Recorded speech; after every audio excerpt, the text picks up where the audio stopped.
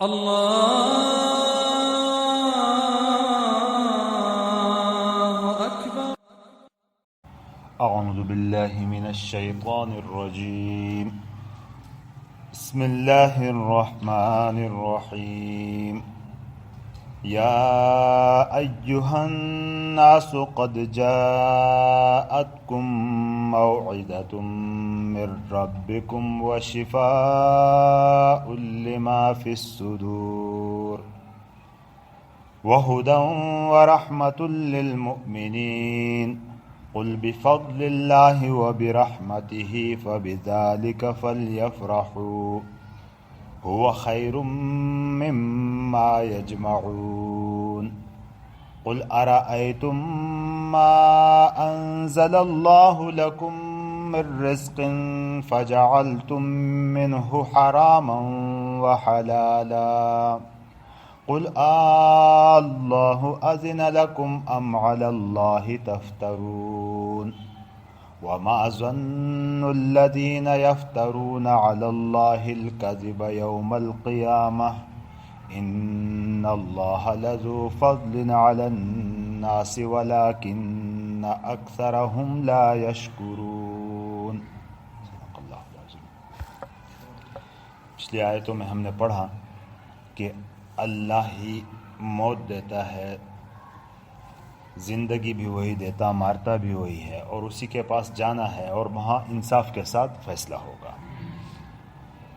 اور ایسا بھی نہیں کہ تمہیں اس کے بارے میں پہلے سے خبر نہ دی گئی ہو، تمہیں بتایا نہ گیا ہو، بلکہ یا ایہا الناس، اے لوگو، یا ایہا الناس، اے لوگو. الناس لوگوں کے لیے آتا ہے. وہ اللہ رب العزت انسانیت کو مخاطب کرتے ہیں، کبھی یا ایھا الذین آمنوا، یا ایھا الناس. الناس سے سارے لوگ مراد ہیں، کہ جس میں مسلم کافر سارے ہی ہیں. اور آمنو میں ایمان والوں کو مخاطب کیا جاتا ہے، لیکن عموماً ایسا ہے کہ یا ایھا الناس میں عقائد کی طرف لوگوں کو بلایا جاتا ہے، جو بنیادی باتیں ہوتی ہیں. اور یا ایھا الذین آمنوا میں احکام کی بات ہوتی ہے. یا ایھا الذین آمنوا کتب علیکم الصیام، یا ایھا الذین آمنوا اذا نودی للصلاۃ من یوم الجمعہ. یہ سارے یا ایھا الذین آمنوا ایمان والوں کو تو احکام کی طرف بلایا جاتا ہے، اور لوگوں کو پہلے ایمان کی طرف بلاؤ، ایمان آ جائے پھر اس کے بعد احکام اس کے اوپر آئے. قد جاءتکم موعظہ، یقیناً آ چکی ہے تمہارے پاس نصیحت. موعظہ، نصیحت. نصیحت، موعظہ کسے کہتے ہیں؟ ہر وہ حکمت بھری بات کہ جس کے ذریعے ایسے کام کا حکم دیا جائے کہ جو آپ کے لیے مفید ہو، یا ایسے کام سے روکا جائے کہ جو آپ کے لیے نقصان دہ ہو. حکمت سے بھری ہوئی باتوں کے ذریعے، پر اثر باتوں کے ذریعے جو بتایا جاتا ہے اس کو موعظہ کہتے ہیں، نصیحت کہتے ہیں. قد جاءتکم موعظہ من ربکم، تمہارے پروردگار کی طرف سے. یہ نصیحت بھی جو آئی ہے تو کسی انسان کی طرف نہیں، بلکہ تمہارے پروردگار کی طرف سے. مراد یہاں سے کیا ہے؟ قرآن پاک ہے. قرآن پاک لوگوں کو ڈراتا ہے ان چیزوں سے کہ جس میں کہ لوگ اگر مبتلا ہو جائیں تو بہت بڑا نقصان ہے ان کا. لوگوں کو دعوت دیتا ہے اس چیز کی طرف کہ اگر اس پر عمل کریں تو بہت بڑا فائدہ ہے، اور مختلف پیرایوں سے نصیحت آموز الفاظ کے ذریعے، عقلی دلائل کے ذریعے ان کو بلاتا ہے. اس لیے اس کو موعظہ کہا جاتا ہے کہ یہ نصیحت تمہارے رب کی طرف سے آئی ہے تمہارے پاس. اور دوسری صفت اس کی کیا ہے؟ وشفاء، اور یہ شفا ہے. شفا کسی بیماری سے، لما فی الصدور، جو کچھ سینوں میں ہے، یعنی دلوں کی بیماری کے لیے یہ شفا بھی ہے. دل کی بیماری کے لیے یہ کیا ہے؟ شفا بھی. اب دل کی بیماری دو طرح کی ہوتی ہے انسان کے اندر. ایک ظاہری بیماری، جسمانی بیماری، ایک اندرونی روحانی بیماری. جسمانی بیماری تو وہ ہوتی ہے جس سے تکلیف ہم محسوس بھی کرتے ہیں، اور روحانی بیماری وہ ہوتی ہے کہ جو لگ جائے تو آدمی روحانی طور پر کمزور ہوتا چلا جاتا ہے. جیسے عقائد میں کمزوری، اور حسد، بغض، کینہ وغیرہ قسم کی چیزیں، یہ روحانی بیماریاں ہیں. ہم تو روحانی علاج اس کو کہتے ہیں نا عام طور پر کہ بھائی جاؤ کسی سے دم کراؤ تو روحانی علاج ہے. روحانی علاج اصل میں ان بیماریوں سے علاج کو کہا جاتا ہے کہ جس میں برے عقائد سے انسان کی تطہیر ہو جائے، پاکی ہو جائے، جس میں کہ بغض، عناد وغیرہ قسم کی اخلاقی بیماریاں ہیں، ان کو اخلاقی بیماری بھی کہا جاتا ہے. ان بیماریوں سے علاج کو روحانی علاج اصل میں کہا جاتا ہے. تو یہ روحانی بیماریوں کا علاج ہے. جو دل کی بیماریاں ہیں اس کے لیے یہ شفا ہے. اور یہ تو اس کی اصل وہ ہے. اور شفا قرآن پاک جسمانی بیماریوں کے لیے بھی ہو سکتا ہے کہ مثلا اب کوئی بیماری آ جائے تو احادیث پاک میں آتا ہے کہ فلاں صورت پڑھ کے دم کیا جائے تو وہ بھی ٹھیک ہو جاتا ہے. تو قرآن پاک ان کی بھی شفا ہے، لیکن قرآن اس چیز کے لیے نازل نہیں ہوا. نازل جو ہوا ہے یہ روحانی بیماریوں کے علاج کے لیے ہے. جو دلوں کی بیماری ہے اصل ان بیماریوں کے علاج کے لیے ہے. مقصد اس کے نزول کا وہی ہے. اگرچہ یہ چونکہ اللہ کا کلام ہے تو اس کے اپنے اثرات ہیں، تو ان اثرات کی وجہ سے جسمانی بیماریاں بھی ٹھیک ہو سکتی ہیں، ہو جاتی ہیں. وہدن، اور یہ ہدایت بھی ہے، رہنمائی بھی کرتی ہے. یہ کتاب کی جو تیسری صفت یہاں بیان کی کہ جو چیز تمہارے پاس اللہ کی طرف سے آئی ہے اس کی تیسری صفت کیا ہے کہ یہ رہنمائی بھی کرتی ہے، راستہ بھی دکھاتی ہے. وَرَحْمَةٌ، اور رحمت بھی ہے، للمؤمنین، ایمان والوں کے لیے. گویا کہ یہاں انسان کو، انسانی دل کو ایک قسم کی تشبیہ دی ہے. ہم اس کو تشبیہ دے سکتے ہیں زمین کے ساتھ کہ آسمان سے پانی اترتا ہے تو زمین سخت ہوتی ہے، اس کو نرم کر لیتی ہے. تو یہ موعظہ اس کو نرم کرتا ہے، جو نصیحت ہے انسان کو نرم کرتا ہے. اور پھر یہ جب جذب ہو جاتا ہے اس کے اندر تو اس سے بیماریاں بھی ختم ہو جاتی ہیں. اس کے پیدا نہ کرنے کی جو صلاحیت تھی، پیدا کرنے والی صلاحیت اس میں پیدا ہو جاتی ہے زمین میں. اور پھر جب پیدا کرنے کی صلاحیت ہو جائے تو اس کے لیے راستہ آسان ہونا کہ جو پیداوار باہر نکال سکے، تو اس کے لیے رہنمائی کی ضرورت ہوتی ہے. وہ ہدن، رہنمائی ہے. اور جب یہ ساری ہو جائیں تو پھر اس کے بدلے میں اللہ اپنی رحمت کر دیتے ہیں اس بندے کے اوپر. وہ قیامت کے دن خصوصی طور پر رحمت ہوگی اللہ رب العزت کی کہ اس پر کامیابی اس کو نصیب کریں گے. قل، کہہ دیجئے، بفضل اللہ و رحمتہ، اللہ کے فضل اور اس کی رحمت سے. یہ سب کچھ ہوا کیوں ہے؟ یہ قرآن جو نازل ہوا ہے کہ جس کی یہ صفت ہے کہ یہ موعظہ بھی ہے، یہ شفاء لما فی الصدور بھی ہے، اور یہ ہدایت بھی ہے اور رحمت بھی ہے. تو یہ سب کچھ کس وجہ سے ہے؟ کہ اللہ کے فضل اور اس کی رحمت کی وجہ سے ہے.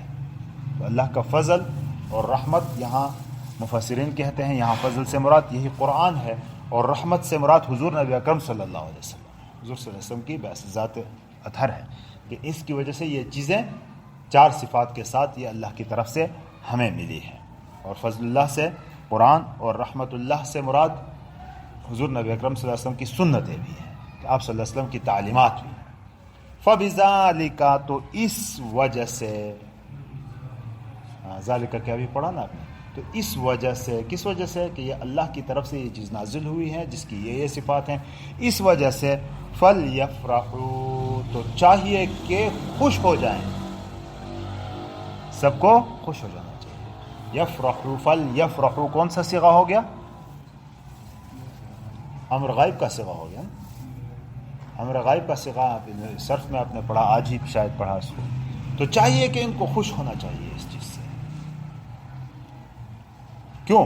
هو خیر مما یجمعون، یہ بہت زیادہ بہتر ہے جو کچھ یہ جمع کرتا ہے. یعنی دنیا کے پیچھے لگے ہوئے ہیں، دنیا کے دھندوں میں پھنسے ہوئے ہیں، یہ سارا کچھ اگر جمع کریں تو یہ جو ہے خیر کا لفظ جو استعمال ہوتا ہے بہتر کے کمپیریٹیو ہے، لیکن کچھ تھوڑے معمولی خیر بہتری کے لیے نہیں آتا. یہ خیر کثیر کے بہت زیادہ بہتر ہے. یہ خیر کا لفظ جہاں بھی استعمال ہوا ہے تو بہت زیادہ بہتر کا معنی آتا ہے. کیوں؟ اس لیے کہ دیکھیں یہاں برائی مذمت، جو کچھ ہم کماتے ہیں اس کی مذمت نہیں کی گئی ہے، اس کو برا بھلا نہیں کہا گیا ہے کہ جو آپ دنیا میں کماتے ہیں یہ برا ہے، اس کو برا نہیں کہا گیا ہے، لیکن مقابلتاً پیش کیا ہے کہ جو آخرت میں ملنے والا ہے، دنیا میں ملنے والا ہے، ان کو ان کے ایک دوسرے کو موازنہ کرو کہ یہ چیز جو دنیا میں جمع ہم کرتے ہیں یہ بھی بہتر اچھی چیز ہے، لیکن کتنا عرصہ ہمارے پاس رہے گی؟ کیا اس کا رہنا یقینی ہے؟ کب تک رہے گی؟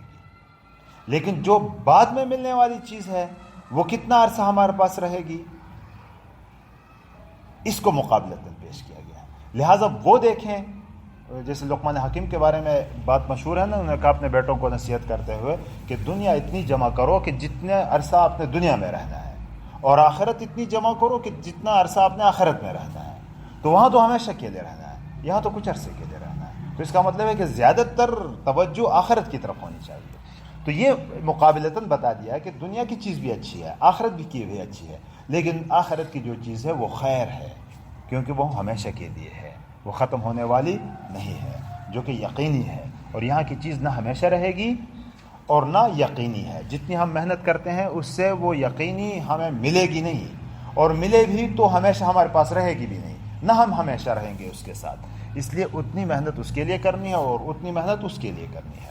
تو فرمایا کہ اس پر خوش ہو جانا چاہیے، کیوں؟ اس لیے کہ وہ خیر مما یجمعون، یہ بہتر اس چیز سے جسے یہ لوگ جمع کرتے ہیں۔ یجمعون امر نہیں بلکہ مضارع غائب کا صیغہ ہے جمع کا، کہ جو یہ جمع کرتے ہیں۔ پھر فرمایا قل، کہہ دیجئے، ارأیتم ما انزل اللہ لکم من رزق فجعلتم منہ حراما حلالا، اب بتلاؤ تو صحیح۔ یہ ارأیتم کا لفظ پہلے بھی گزرا تھا، رأى یرا دیکھنے کے معنی ہے، ارأیتم دیکھو تو صحیح، کہتے ہیں نا ہم دیکھو تو سگورا دی ہوتا ہے، دیکھو مجھے بتاؤ تو، اب بتلاؤ کہ ما انزل اللہ، کہ جو کچھ نازل کیا ہے، انزل ينزل انزال اتارنا نازل کرنا، اللہ نے، لکم تمہارے لیے، من الرزق رزق میں سے، جو کچھ اللہ نے رزق سے نازل، رزق کھانے ہی کی چیز نہیں بلکہ جو ہماری ملکیت میں جتنی بھی چیز آتے ہیں اللہ کی طرف سے رزق ہیں، وہ جو نازل کیا ہے اللہ نے تمہارے لیے، لکم لام فائدے کے لیے، لکم تمہارے فائدے کے لیے، جو کچھ اللہ نے نازل کیا ہے تمہارے فائدے کے لیے، فجعلتم منہ حراما وحلالا، تم نے ان میں سے کچھ کو حرام کر دیا کچھ کو حلال کر دیا۔ یہ اشارہ ہے ان کفار کی طرف کہ وہ ایسا کرتے تھے کہ مختلف آ جائے گا قرآن پاک کی دوسری آیتوں میں، کہ جو کچھ ان چوپایوں کے پیٹ میں ہے یہ ہمارے نارینہ تو کھائیں گے لیکن زنانہ جو عورتیں ہیں ان کے لیے حرام ہے، یہ اپنی طرف سے حرام کر دیتے تھے۔ اور بعض جانوروں کے کچھ حصے حلال کر دیتے، کچھ حصے اپنی طرف سے حرام کر دیتے، یہ حلال ہے یہ حرام ہے۔ اور کچھ بتوں کے نام پر کان چیر کے کہتے تھے کہ بس اس کو کوئی نہ چھوئے، یہ فلاں بت کے نام پر ہے۔ بھائی یہ تم بتاؤ تو، یہ تو شریعت ہے، تشریع احکام ہے، تشریع احکام تو صرف اللہ کرتا ہے، یہ صرف اللہ کا حق ہے اور کسی کو اس کا حق حاصل نہیں ہے۔ چیزیں تو اللہ نے پیدا کی تھی، اب تم نے اپنی طرف سے کسی چیز کو حلال قرار دیا، کسی چیز کو حرام کو حلال قرار دیا، حلال کو حرام قرار دے دیا، تو یہ تم اپنے خواہشات کے پیچھے لگے ہو، اپنی طرف سے بنا رہے ہو۔ قل اللہ اذن لکم، یہاں ایک لفظ استعمال ہوا ہے کہ انزل اللہ، نازل کیا اللہ نے، جو رزق تو ہم دیکھتے ہیں زمینی پر ہے، لیکن انزل اللہ، اللہ نے اوپر سے اتارا ہے۔ تو یہ اوپر سے اتارنے کا مقصد کیا ہے؟ تو اس کے بارے میں مفسرین کہتے ہیں کہ چونکہ احکام رزق پہنچانے کا اللہ کی طرف سے اوپر سے آ جاتے ہیں، اس لیے انزل کا لفظ اس کے لیے استعمال ہوا، اتارا۔ انزل من السماء کے لفظ بھی بعض جگہ آتا ہے، اتارا آسمانوں سے۔ اور یا اس لیے ہے کہ دنیا کی جتنی بھی رزق ہے، جو چیزیں پیداوار ہیں، زندگی پانی کے اوپر ہے، اور پانی کا ذریعہ مین سورس ہمارا بارش ہے، بارشوں کے ذریعے ہوتا ہے یہ، تو اس لیے یہ انزل کا لفظ استعمال کیا۔ تو قل اللہ اذن لکم، کہہ دیجئے اللہ، یہ لفظ کیا ہے؟ حمزہ استفہام کا، سوالیہ ہے، اللہ کا الف حمزہ جو ہے یہ اللہ کا لفظ کا حصہ ہے.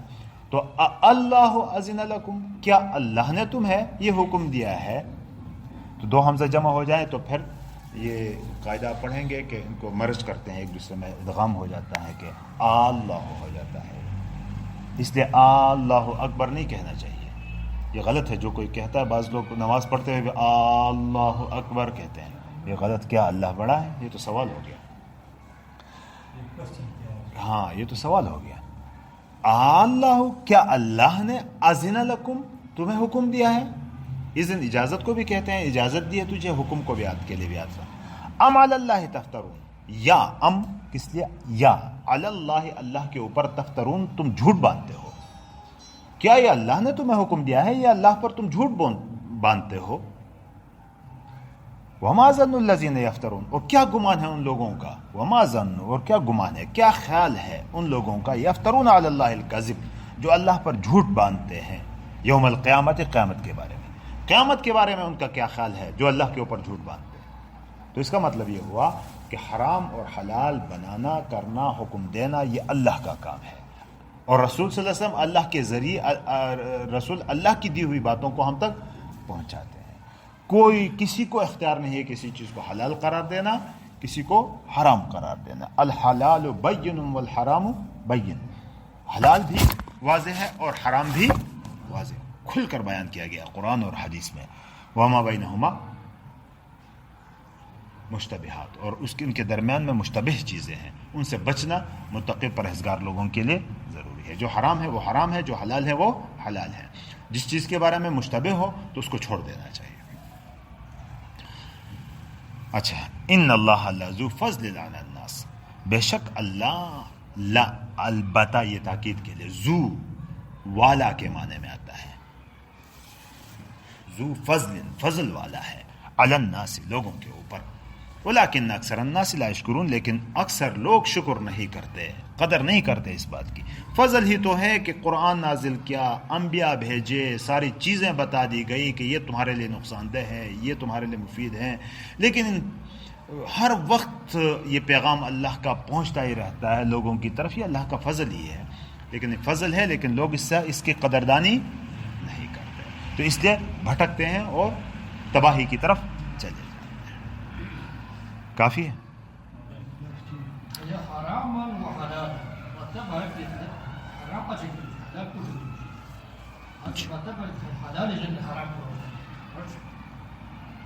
کہاں؟ ہاں یہ حکم تو نہیں بتایا ہے، یہ ان لوگوں کے بارے میں بتایا ہے کہ یہ لوگ حرام قرار دیتے ہیں حلال. اس کا مطلب یہ ہے، یہ فقہی مسئلہ ہے، بہت تفصیلی ہے. آپ نے ایک اہم مسئلے کی طرف وہ کر دیا، لیکن کہا تفصیلی کہ چیزوں میں اصل حلت ہے یا حرمت ہے، چیزیں اصل میں حلال ہیں یا حرام ہیں.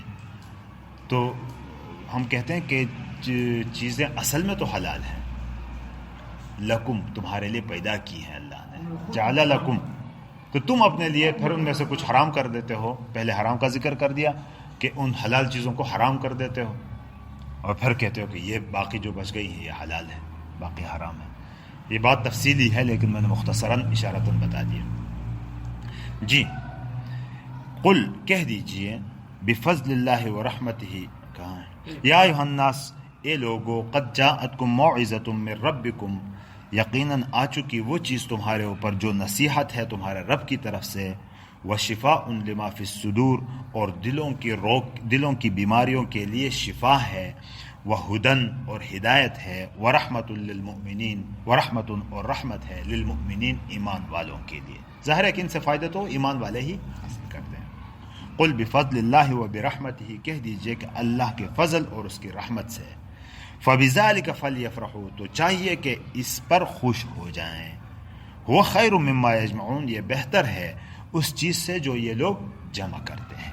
قل ارأیتم، کہہ دیجئے کہ بتاؤ تو، ما انزل اللہ لکم من رزق، جو اتارا ہے اللہ نے تمہارے لیے رزق میں سے، فجعلتم منہ حراما وحلالا، تو اس میں سے تم نے حرام اور حلال بنا دیا.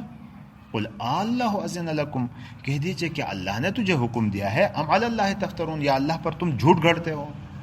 وما ظن الذین یفترون علی اللہ الکذب، اور کیا خیال ہے ان لوگوں کے بارے میں جو جھوٹ گھڑتے ہیں اللہ کے اوپر یوم القیامت، قیامت کے بارے میں، قیامت کے بارے میں ان کا کیا خیال ہے جو اللہ پر جھوٹ گھڑتے ہیں. ان اللہ لذو فضل علی الناس، بے شک اللہ یقیناً فضل والا ہے لوگوں کے اوپر، لیکن ولکن اکثر الناس لا یشکرون، لیکن اکثر لوگ شکر نہیں کرتے.